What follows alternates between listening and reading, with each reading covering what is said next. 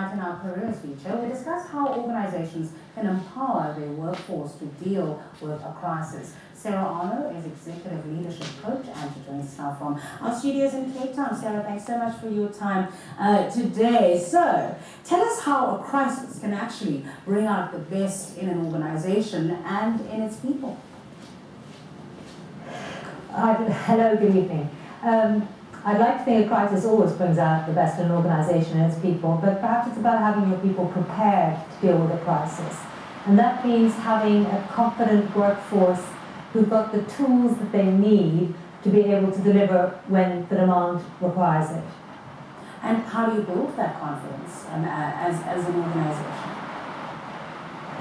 One of the things that you need to do is empower your people. You need to have them able to take responsibility for what they're going to do. How do you do that? If I think of a very well-reviewed and well-respected article from the Harvard Business Review where they talk about motivation and how you motivate people, they have to have a clear sense of direction where they're going, even when it's in a crisis. And then you motivate them by allowing them, by empowering them to build their own success. The article is called The Power of Small Wins. So how do you do that? You let them know what they need to do, you let them do it, you check in on them, but you don't check up on them. You make sure they're okay, you don't abandon them, which happens a lot. I think people watching that will resonate, that you can sometimes feel abandoned by your management, especially during a crisis. So a leader needs to check in on his or her people, ensure that they've got a clear sense of what they need to do, and then let them do it. We tend to focus quite a lot on technical skills, hard skills, but I wonder how much value people place in emotional intelligence and the softer skills, the things that people often tend to ignore, and particularly at a time of crisis. That's such a great question.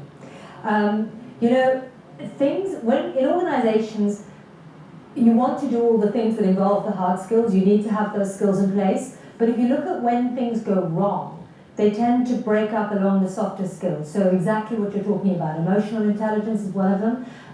Managing relationships is another. How people get along with each other. It might feel like that's something we should be able to do intuitively, but actually a lot of that is a learned skill. And how do people learn that? Is it a course you send people on? What advice would you give leadership in organizations?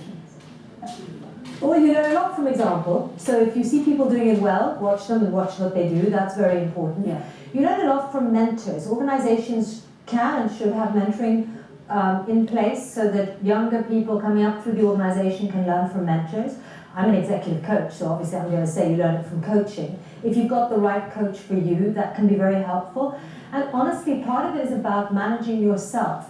So not overreacting, learning to understand that whatever happens around you, you are responsible for what you do and say. You own how you respond to a given situation.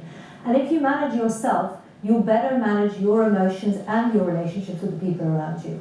All right, we'll leave it there. Thanks so much for your time today. Sarah Arnot is an Executive Leadership Coach. Our daily question